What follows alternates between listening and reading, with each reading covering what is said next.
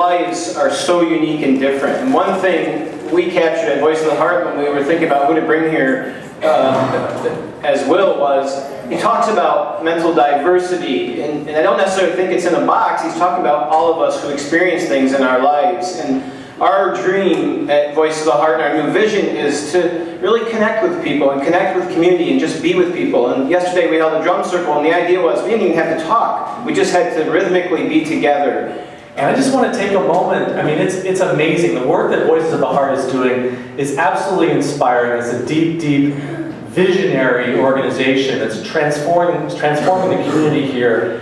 The peer respite work, the support work, the advocacy work, the human rights work. I just want to take a moment and celebrate Voices of the Heart. Can I have some applause for Voices of the Heart?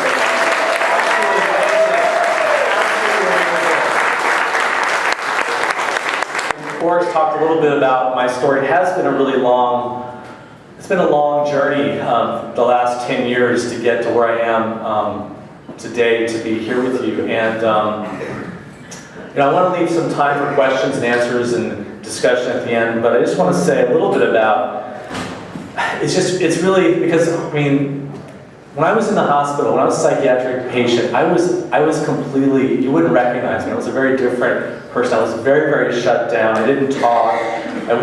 Sometimes I couldn't even move. I would go through weeks where I was totally silent. I was, of course, given a diagnosis of catatonia. I wouldn't make eye contact with people, and I was locked up, and it was just a really, really difficult period of my life. And I mean, they tried every kind of medication you can think of. I was on antipsychotics, antidepressants, anti-anxiety drugs, mood stabilizers. Then I was on drugs for the drugs, and then drugs for the drugs for the drugs, and the whole thing. And eventually, and of course, you have to understand, when I was locked up, I was considered a danger to myself. I was considered someone who couldn't take care of themselves. And they tried everything, and eventually they said, well, we tried all these different medications, so Mr. Hall, we're gonna really recommend that you do electroshock therapy. And I was really desperate. I was really wanting help, but I was really looking to them to provide help. And so I was considering electroshock therapy. And then the social worker came in and she said, "Oh, Mr. Hall, I have some news for you." And I said, "Yeah?" She said, "Oh, we're releasing you tomorrow." And I said, "What?" And she said, "Yeah, the insurance money to keep you here has run out." So that was the only time in my life I've been thankful to the insurance industry, actually. So I was released, and I went to this very rundown, just crummy homeless shelter in the Mission District in San Francisco, and I felt so much better. I completely felt better. And it was all the things that they had tried. Of course, what they had tried was medication after medication after medication. They hadn't tried actually listening to me or giving me my freedom. So, it was a big lesson for me about what's actually needed in the mental health system. The mental health system has a really big toolbox. It's a very big toolbox, but it's got hammer after hammer after hammer after hammer after hammer in the toolbox. We need some new tools in that toolbox. And so the mental health system, really, when I started to go on my recovery process, it wasn't the mental health system that helped me at all. In fact, the mental health system really gave me nothing for my recovery. And what I got from the system was really more trauma. And I'm very pro-choice around medications. I know many people who've been helped by medications. I welcome everybody here who takes medications or doesn't take medications.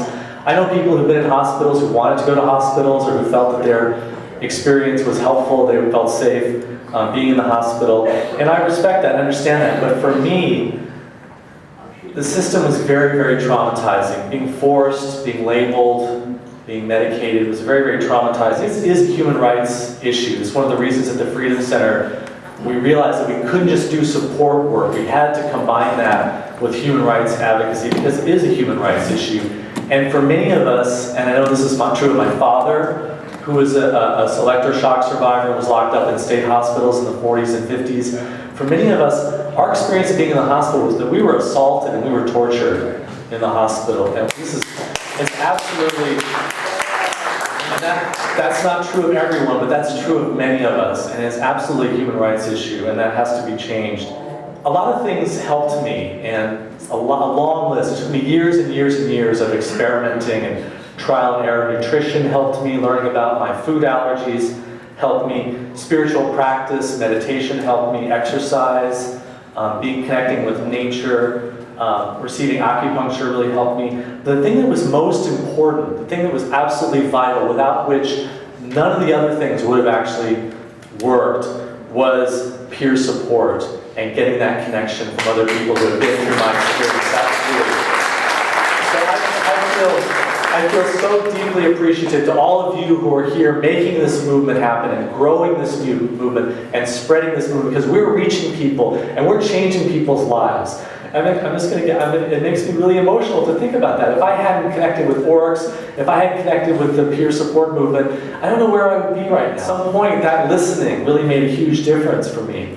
And I was able to disconnect from all the messages and the dependence and the reliance on the mental health system. I'm very fortunate. I grew up, my mother is mixed race, Choctaw, Indian, and she didn't grow up in traditional native culture, but she did have enough of that heritage to teach me that there's something more, there's something deeper, that the experts with their textbooks and their science and their medicine, they don't have all the answers. And sometimes we have to look inside of ourselves for answers. So it's very important that I had that distrust and that question authority attitude, because I really had to unlearn the messages that I was taught in the system.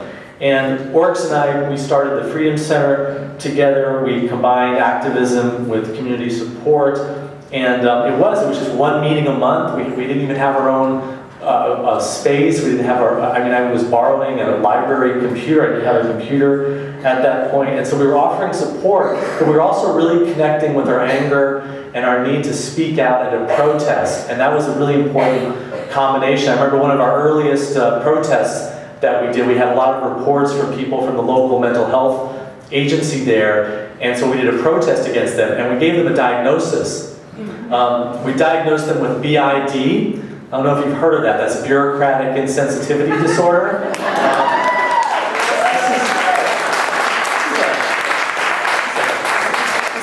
This is an epidemic. Bureaucratic insensitivity disorder is an epidemic in the United States and around the world. And but I do believe that recovery is possible from bureaucratic insensitivity disorder. Agencies do recover. So we marched to their office. We gave them a big a giant Get Well Soon card that was signed from all the people. Freedom Center has recently celebrated our 10th anniversary, 10 years and growing strong for the Freedom Center. So I'm really excited about that. It's amazing. I was at a Freedom Center meeting a week and a half ago, and wow, it's like totally disorganized and chaotic, and who's doing what, who's doing this. I'm like, I feel so at home. This is exactly what's needed. It's like real, true grassroots energy. It's really exciting to see that continuing. So, 10 years later, people ask me, Will, what is your vision for the mental health system? What would you like the mental health system to become? And that's a really great question. And my answer is, what I'd like to see is I'd like to see our communities so strong and healthy and taking care of each other in the community that we don't need the mental health system anymore. That's what I think. And the whole focus, and this is one of the things that is so inspiring about Voices of the Heart, the whole focus needs to be on community development.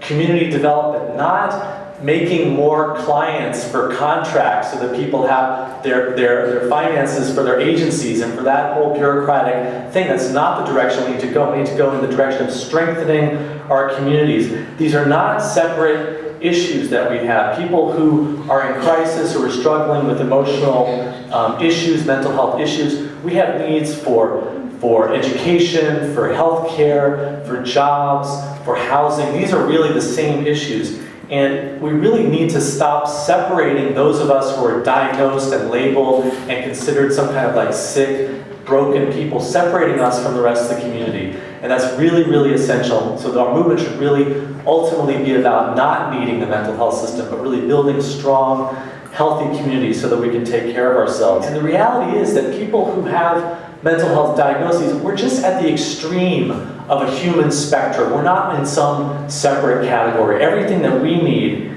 everyone else needs. All the programs, all the projects, all the services, all the alternatives, all the wellness, all the support that we're creating for ourselves, the whole culture needs, the whole community needs. Absolutely. Absolutely. And there's an amazing precedent from the disability rights movement with physical access and mobility and creating universal design, having wheelchair ramps and making doorways larger and creating curb cuts. Because when they did that, it wasn't just people in scooters and wheelchairs and walkers who benefited from that. It was everybody. People who were taking their groceries to their car, people with babies and strollers, bicycles. Everyone benefited from that change in our urban architecture, and I really believe that by accommodating those of us at the extremes of human experience, we end up benefiting everybody. So this is a movement for all of us, not just for people who are labeled and diagnosed. I think that's really important. Because the issues are so common, you ask people what they need housing, they need good nutrition, they need educational opportunities, they need jobs, they need education. These issues are the same, and so really we need to combine our movement with other movements. We need to be connecting with the homeless movement, with the poverty movement, with the labor movement, with the environmental movement, people who are working on prison issues. We need to really think of this in terms of rights and social justice and how we make connections and build alliances and coalitions. And the most important thing that's needed when we do this, the most important ingredient of all these movements, is to recognize our diversity and to really listen to each other. Listening is the absolutely essential ingredient. It's the core, it's the most important piece of how you make those connections and how you build those alliances and how you bring a movement together, is to listen to each other in our diversity, listen to each other in our differences. And I learned a really big lesson about listening when I arrived at Westside Lodge, which is an agency, a residential agency that I was in San Francisco. And when I got there, someone I met told me that there had been a suicide right before I arrived at Westside Lodge. Someone had jumped off of the roof of the building, and there was a city investigation into this, and someone who knew this person, who became a friend of mine, told me why this person had committed suicide. And the reason that this person had jumped off of the building was that they were having very, very severe adverse reactions to their medications, and no one was listening to them. The staff just said, oh, they committed suicide because that was a symptom of their mental illness, but really no one was listening to them around their medications. And so I think that it's really, really important that we listen, and we have to listen deeply to each other, because people weren't listening to that person who jumped off of the building.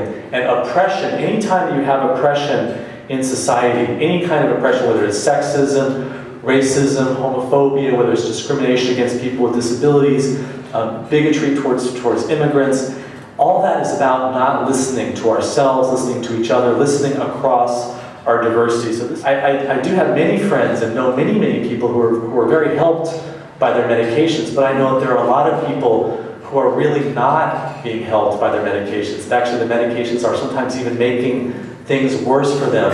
The system is not listening to those of us who want alternatives to medications, including sometimes reducing and coming off of our medications. It's really important that they listen, the system listen, that we have that option available to people. And the society needs to listen when we say we've been traumatized, that being assaulted, being shocked, being put in shackles, being put in isolation rooms, restraints, that this is traumatizing to us. We need to be listened to when we say we want an end to stigmatizing labels and definitions that we're broken and different, have to be separate from the rest of the society.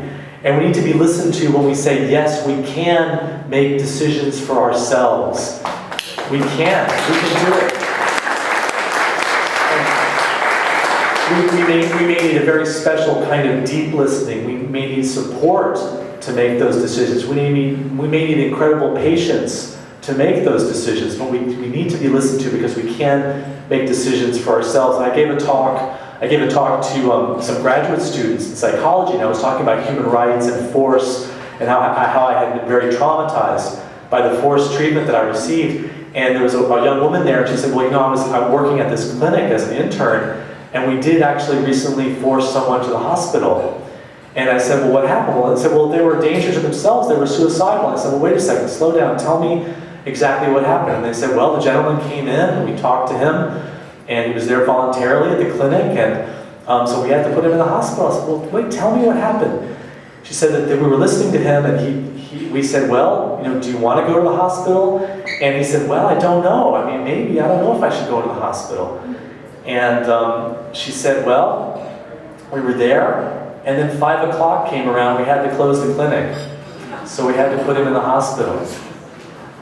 They didn't have the patience to wait and to sit with him and to listen to him and be with him. It was a bureaucratic necessity that forced them to, and this kind of red tape funnels people into forced treatment situations. I believe that that the most dangerous and violent kind of dehumanization that you can do to another person is when you deny them the capacity to speak for themselves and to represent their own interests. It opens the doors to the worst kinds of abuses of dehumanizing someone, treating them like an object, and this is unfortunately the road that the mental health system has gone down, and the being listened to, and voices of the heart and freedom center and groups that demand that we are listened to, it's essential to protect people from going farther down that road of dehumanization and abusing people. And we should remember that the inventor of lobotomy, which is now widely considered a brutalizing, horrible violation of human rights,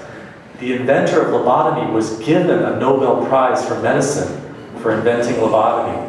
As shocking as that is, and there's only one reason that that happened, it's because no one was listening to the experiences of patients who said that this is a brutal form of torture. We definitely need to have much more of a recognition of our experiences and our voices. I encourage everyone here, if you have not told your story, even if you can only tell one sentence of your story in public, even if you can only say one paragraph, please speak up. Do what you can to learn and get support and get some help so that you can start to tell your story in public, even if it's only in front of a few of your friends or people at work or people in your community. Tell your story. It's a very, very empowering thing. The world needs you to tell your story. The world needs to be able to listen to you. It's very, very important. So, yeah. One of the things that needs to be listened to is our perspective on the medicine and the science, because every single human rights issue, every single form of oppression, whether it's racism, whether it's sexism, whether it's homophobia against gay people, all of those forms of oppression have medical and scientific beliefs that are behind them that are totally biased. The civil rights movement had to fight to get listened to around the fact that black people are not less intelligent than white people. The gay movement had to fight to get listened to that homophobia is not a disease. Homophobia was considered a disease, a mental disease. Women had to fight to explain and be listened to that women are not more emotional, that they can't have the right to vote. I mean, these were actually scientific medical beliefs at the time.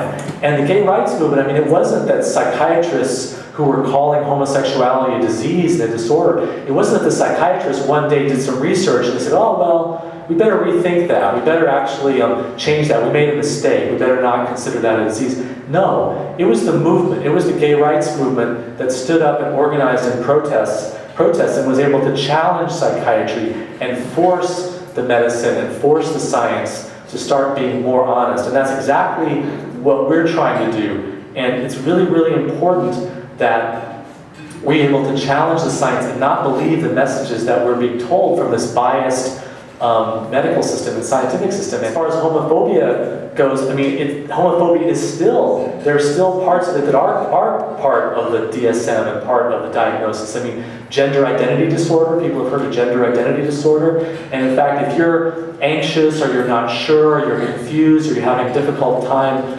struggling with your sexual identity, that this can also be considered a symptom of one of your mental disorders. And I remember, when I was learning about my own sexuality, I decided, well, what am I?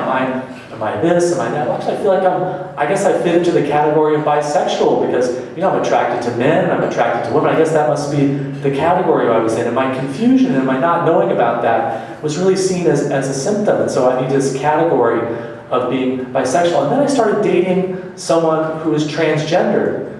And then I realized, wait a second, I'm attracted to men and women and transgender people. Does that make me trisexual? So which category do I fit into? I mean, you can't necessarily fit into these categories. And I realized, wait a second, I'm just will sexual, you know? I'm just who I am, you know? And so we need to really get beyond this idea that we need to fit into boxes, and that there's normal behavior and there's abnormal. There's the normal people, the mainstream, and then there's this stigmatized, isolated group over there. Something's not quite right about that. Right about those people. The marginalization, the pushing aside, the separation, that is really which is at the heart of so much oppression. And the only way that you can do that is if you're not actually listening to people's experience who are on the other side of that line that's been created. It used to be that being left-handed was considered something that was not normal. So kids actually had their hands tied behind their backs to force them to write with the right hand. And hearing voices, there's now a great movement that says, look, let's look at the fact that hearing voices is not necessarily a sign of mental illness. Just because you hear voices doesn't mean that you're crazy in and of itself. There's many, many great, amazing poets and philosophers and musicians and artists and thinkers and writers who heard voices. Beethoven, William Blake, Winston Churchill, Socrates, Van Gogh, Mozart. All of these people heard voices. So we need to get away from this categorization of mental disorders and people who are abnormal and people who are broken, and really start to expand our understanding of human diversity to embrace mental diversity as well. So today I live with a lot of experiences that would be considered abnormal or symptoms. I mean, I live with voices. I sometimes have suicidal feelings. I sometimes go into very difficult, altered states of consciousness. I sometimes get very, very withdrawn and can't communicate and can't talk. Sometimes I start to see connections between messages. I feel like I'm getting certain kinds of intelligence. The world is a magical place that's giving me certain kinds of messages. And I may be sensitive, I may be creative, I may be a spiritual person, but I'm a human being. I'm a human being.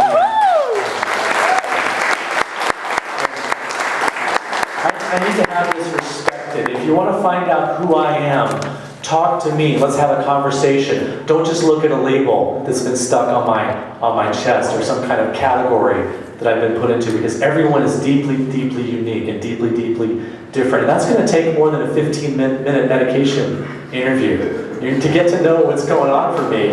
You can't do a checkbox on my suicidal assessment form to find out what my experience of having suicidal feelings is. That's just not going to work. So I need to be listened to, and I need to be a full part of the community. I don't want to have to hide.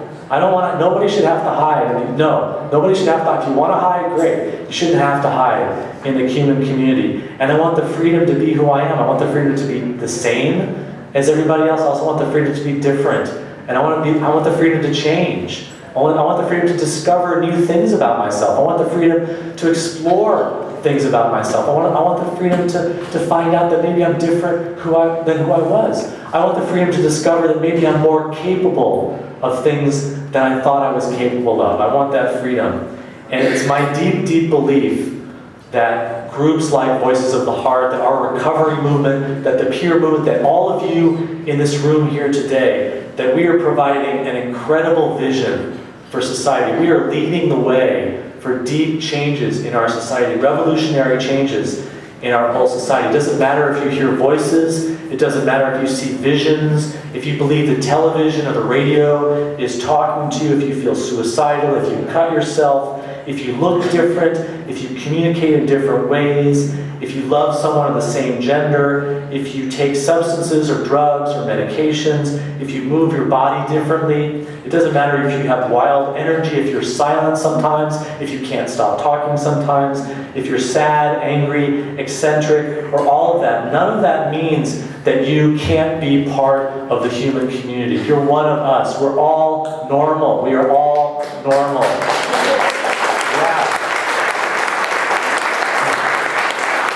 I wanted to leave you with a vision that I think is one of the most profound things that I've contacted in my own discovery of myself and looking at my madness and working with people is that one of the reasons that diversity is so important, one of the reasons that it's important to listen to each other and to respect our uniqueness is that everyone in this room right now, this is a room full of animals.